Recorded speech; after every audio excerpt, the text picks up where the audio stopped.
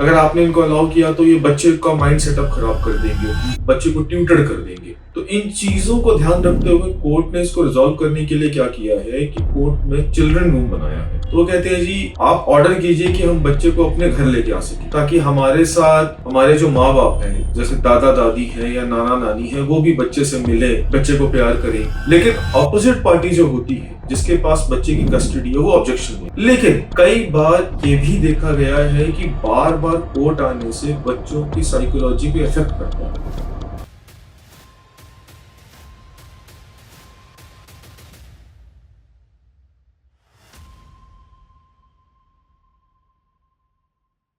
नमस्कार, मैं हूं एडवोकेट जीएस भगत। स्वागत है आपका मेरे चैनल पे।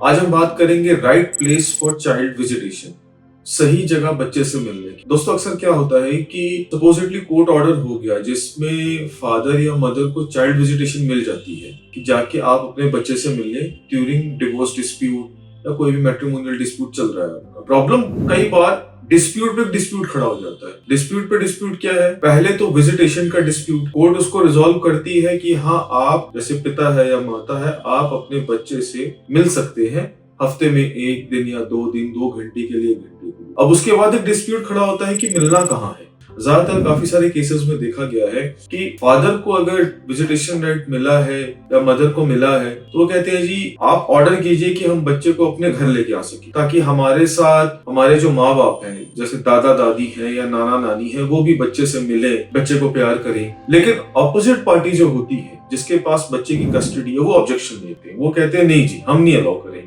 ये अक्सर कोर्ट में क्या कहते हैं, नहीं सर आप इनको अलाउ मत कीजिए। अगर आपने इनको अलाउ किया तो ये बच्चे का माइंड सेटअप खराब कर देंगे, बच्चे को ट्यूटर कर देंगे। तो इन चीजों को ध्यान रखते हुए कोर्ट ने इसको रिजॉल्व करने के लिए क्या किया है कि कोर्ट में चिल्ड्रन रूम बनाया है। अक्सर फैमिली कोर्ट्स में आप देखेंगे चिल्ड्रन रूम है, जिसमें अगर ऐसा डिस्प्यूट होता है विजिटेशन को लेके तो कोर्ट कहता है ना आप यहाँ जाइए ना वहां जाइए, आप सीधा चिल्ड्रन रूम जाइए। आप जैसे मंडे और ट्यूसडे या मंडे वेंसडे फ्राइडे जो भी आपकी डेट्स डिसाइडेड है, 10 से 11, 11 से 2, 2 घंटे 3 घंटे, आप यहाँ आइए चिल्ड्रन रूम में बच्चे से मिलिए। यहाँ पे चाइल्ड साइकोलॉजिस्ट होते हैं और अटेंडीज होती है कि वो जो है आप उनके सामने बच्चे को मिलिए। ये रिजोल्यूशन बड़ा सक्सेसफुल है। सक्सेसफुल क्यों है? क्योंकि इसमें क्या है कि कोई भी डिस्प्यूट नहीं कर सकता। एक तो आप बच्चे को मिल रहे हैं चिल्ड्रन रूम में, और ना हस्बैंड को डिस्प्यूट होता है ना वाइफ को होता है। लेकिन कई बार ये भी देखा गया है कि बार बार कोर्ट आने से बच्चों की साइकोलॉजी पे इफेक्ट करता है कि हम अपने माँ को मिलने जा रहे हैं, बाप को मिलने जा रहे हैं, बार बार कोर्ट जा रहे हैं। जैसे जैसे बच्चा बड़ा होता जाता है, उस केस में बहुत जरूरी होता है ये देखना कि चाइल्ड की साइकोलॉजी तो नहीं डिस्टर्ब हुई।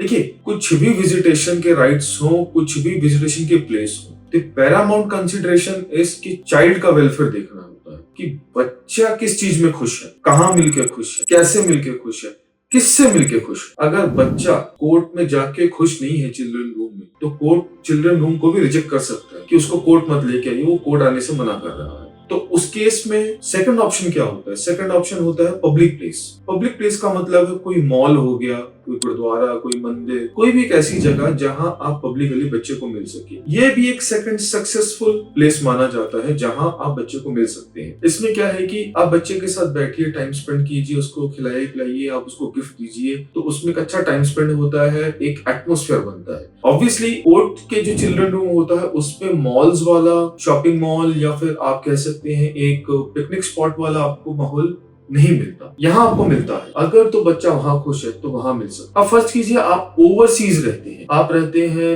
लेट्स से यूएस, कनाडा, और आपके पास विजिटेशन राइट्स हैं, तो आपके पास ऑप्शन होता है या तो आप ऑनलाइन मिल सकते हैं। आज के लिए फिलहाल इतना ही। आपकी तरह मैं भी मायूस हूँ, लेकिन उम्मीद पर दुनिया कायम है। दिल दुखा है लेकिन टूटा तो नहीं है, और उम्मीद का दामन छूटा तो नहीं है। या आप इंडिया आके फिर कोर्ट को कह सकते हैं कि आप रिक्वेस्ट कर सकते हैं कि एक प्लेस डिसाइड कीजिए। अब कई बार ऐसे केसेस भी होते हैं जिसमें ऑपोजिट पार्टीज एप्लीकेशन लगा देती हैं कि जी आप जो है बच्चे को विजिटेशन तो है, हमें 15 दिन के लिए कस्टडी दे दीजिए ताकि हम बच्चे के साथ टाइम स्पेंड कर सकें।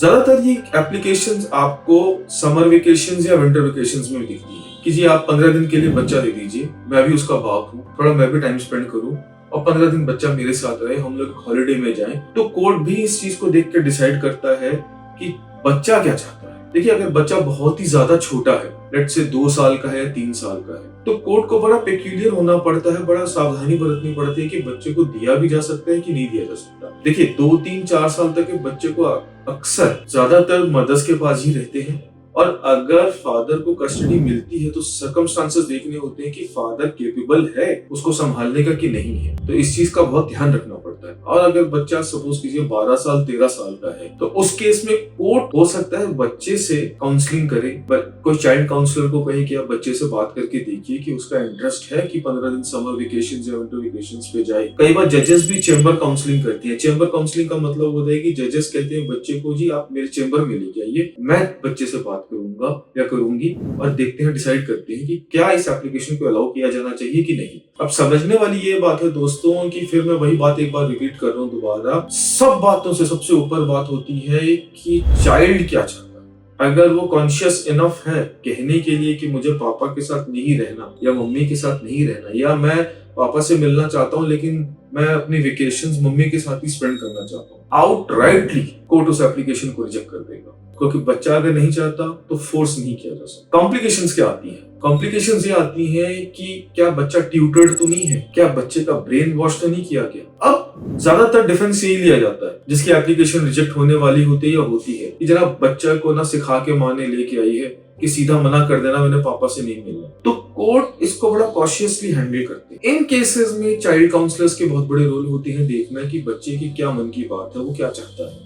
बच्चा बहुत ही ज्यादा छोटा है तो सराउंडिंग सर्कमस्टांस के बेसिस पे कोर्ट फिर डिसाइड करते हैं कि बच्चे को टेम्पररी कस्टडी देनी चाहिए कि नहीं देनी चाहिए। अब सराउंडिंग सर्कमस्टांस जब मैं कहता हूँ उसका क्या मतलब? सराउंडिंग सर्कमस्टांसेस का मतलब होता है कि सपोजिटली एक 4 साल का बच्चा है, मदर की कस्टडी में, फादर ने विजिटेशन लगाया, उसको विजिटेशन अलाउड है, समर वेकेशन आने वाली है, फादर ने एक एप्लीकेशन मूव कर दी कि सर योर ऑनरेबल कोर्ट, मुझे 15 दिन के लिए बच्चा दे दिया जाए ताकि मैं टाइम स्पेंड कर सकूं, मैं हूं, इसके दादा दादी हैं, वो टाइम स्पेंड करना चाहिए। यहाँ मदर ने उस चीज को ऑब्जेक्ट कर दिया कि सर मैं नहीं अलाउ करूंगी बच्चे को देना, बच्चे को ये लोग साइकोलॉजिकली डिस्टर्ब कर देंगे, ये लोग मेरे बारे में एलिगेशंस लगाएंगे, कुछ बोल देंगे और बच्चे का ब्रेन वॉश करेंगे। अब कोर्ट क्या करता? 3 साल 3.5 4 साल का बच्चा है, स्टेटमेंट तो दे नहीं सकता, चाइल्ड काउंसलर भी उसमें कोई बहुत मेजर रोल प्ले नहीं कर सकता। कोर्ट देखता है सर्कमस्टांस क्या है कि फादर कितना टाइम दे सकते हैं, फैमिली मेंबर्स कितने हैं, फादर की डेली रूटीन कितनी है,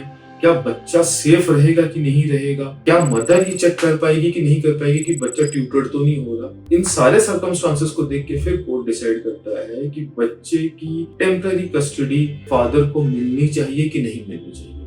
देखिए, प्रोबेबिलिटीज बहुत कम होती है, मैं पहले बता दूं। रीजन भी कि कोर्ट नहीं चाहता कि बच्चे की जो साइकोलॉजी है वो डिस्टर्ब हो। हाँ, मे भी हो सकता है कि जब वही 4 साल का बच्चा 8 साल का हो जाए या 9 साल का हो जाए फिर वो एप्लीकेशन अलाउ हो जाए, लेकिन बहुत ज्यादा छोटे बच्चों के लिए कह सकते हैं कि 6 या 7 साल तक के बच्चों के लिए टेम्पररी कस्टडी भी देना इतना इजी नहीं होता और लेना इतना इजी नहीं होता, unless and until you show a very strong circumstances कि बड़ा हेल्दी एनवायरनमेंट है, सेफ है, there is no doubt of child getting any kind of problem. 7 के बाद का जो बच्चा होता है थोड़ा सा बड़ा माना जाता है, उसमें कॉन्शियसनेस आ जाती है, उसको पता चल जाता है। और आजकल के बच्चे तो वैसे ही बहुत जल्दी एक्सपर्ट हो जाते हैं thanks to gadgets and all that, कि वो समझ आ जाते हैं कि मेरे पापा मम्मा के बीच में डिफरेंस है, वो अलग रहते हैं, मेरे पापा मुझे महीने में या हफ्ते में 2 बार मिलते हैं। उस केस में कोर्ट हो सकता है कि फिर टेम्पररी कस्टडी अलाउ कर दिया जाए, जब देखता है कि हाँ 4 साल से बाप मिल रहा है, एक लव एंड अफेक्शन तो है, तभी वो डेडिकेटेडली मिल रहा है, तो अब अलाउ कर दिया जाए।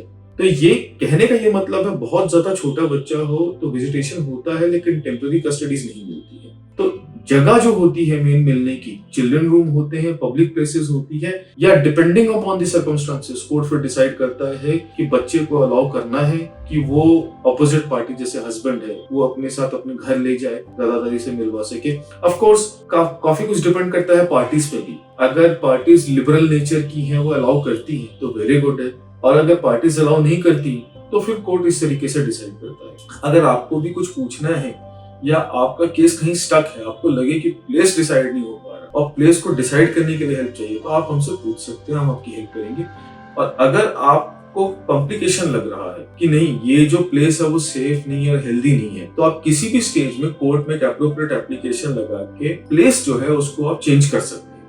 मतलब कोई भी डिटेल चाहिए या कुछ पूछना है तो आप बिल्कुल हमें कांटेक्ट कर सकते हैं। हमारे चैनल को लाइक कीजिए, सब्सक्राइब कीजिए और ऐसी इंफॉर्मेटिव वीडियो देखने के लिए हमें देखते रहिए। धन्यवाद।